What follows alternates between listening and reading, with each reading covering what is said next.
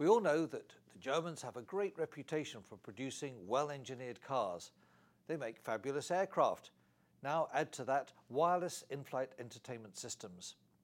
Lufthansa Systems is the company, BoardConnect is the product, and Norbert Mueller is Senior Vice President.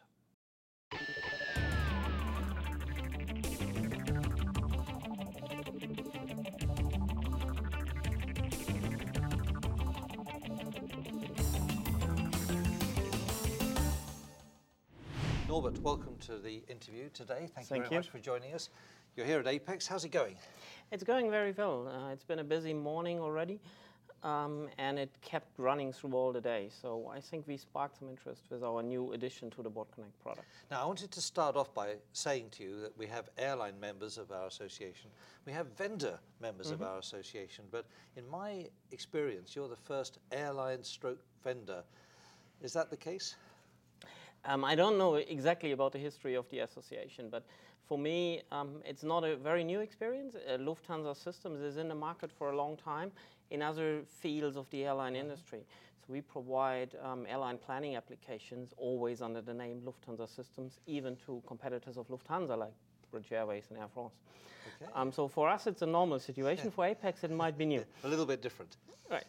So let's go right back to the beginning, as far as BoardConnect is concerned anyway. How did the whole idea come about? Whose idea was it, and when did you get going? Actually, the idea came from our labs, because we're an IT company, and we have a lot of experience in networks and also particularly wireless networks.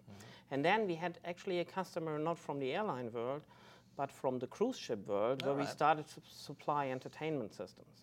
And bringing that together, we actually invented BoardConnect. Said our goal is it to bring wireless entertainment or a wireless platform into the aircraft and run entertainment on top of that to reach really every passenger. Now, it sounds easy to say. I'm sure it wasn't that easy to actually execute, to do. What were some of the problems you faced along the way? What were some of the challenges? I rather call it the interesting parts. All right. The interesting parts are actually threefold. One is, yes, the wireless network business. It is a different thing than running networks from a data center and in a big building rather than in an airline. So it's a compressed space, and you really need to know how to manage the networks to get the throughput. The second is obviously Hollywood, because this is a special business which is very much related on building trust and proving that everything is secure in respect to the content. So that was our second challenge. So actually we did installations here in Hollywood and showcased to the studios that the content is really safe. And then the third is something which is, again, closer to our home turf, which is MRO, certification, wireless, TPAD testing, all of this kind of stuff to get it approved in the aircraft. So how long did it take from the first writings on a piece of paper to the time that you were actually ready to install a system on board an aircraft? What was the development period? It's about 2 to 3 years, from the first ideas really to the first trials. And then from the trials to a rollout was another year. And when you finally did launch the system, what reaction have you had from airlines? One of the most impressive or actually positive feedback we got is that the system is incredibly robust right from the start, which maybe comes a little bit from our history of engineering and really taking it serious, German engineering, as many people say. Qantas, which was actually one of the trial customers, really expressed their feedback that it's such a robust system in such an early development stage. And we kept driving that forward because especially in the operations we are doing now, for instance with Virgin Australia, a lot of short-haul operation, you don't have ground times to do maintenance on the aircraft, so the system just has to function. Now, the way it works is that instead of having an embedded screen in the back of the seat, you're relying on passengers to bring their own personal entertainment devices. And here we're talking about tablets, we're talking about smartphones. It must be quite challenging for you to be able to successfully stream content to such a wide variety of different consumer products.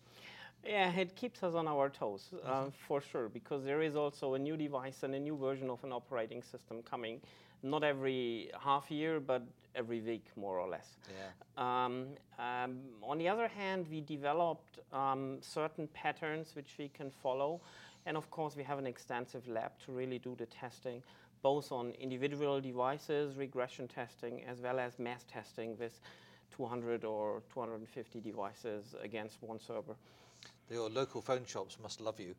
They do, yes. You must be a very good customer. Yeah. Now, you mentioned the challenges of dealing with Hollywood.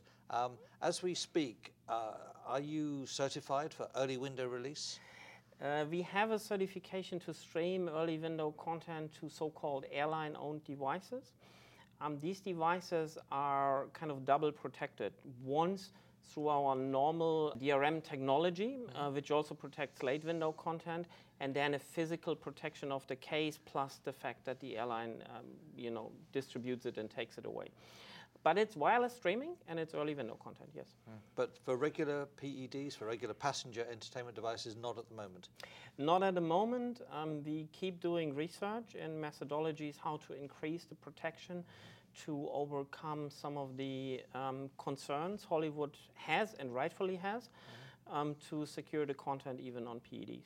It's pretty hard to do any forecasts. I'm kind of assuming your next question, but we are trying. Yeah. So my next question is, when would you say it's likely to happen? I really can't forecast.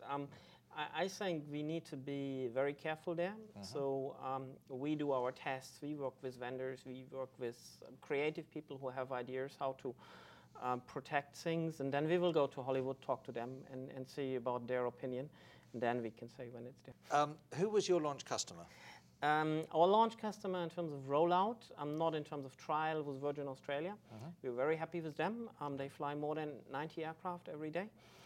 With BoardConnect in a very successful manner. We got positive feedback both from the airline as well as from the airline's passengers to the airline's customers. So they were your launch customers. Which other customers do you have on board now? We currently fly with El Al and with Air Color on top of Virgin Australia, and we're about to launch Lufthansa. Are all aspects of the system working to your satisfaction? Yes, we have rarely any major problems or any problems at all in production. We're of course enhancing the system with new features. One of the interesting pieces there maybe is that while BoardConnect is known as an IFE solution, actually first and foremost we're what we call a wireless enablement platform on the aircraft.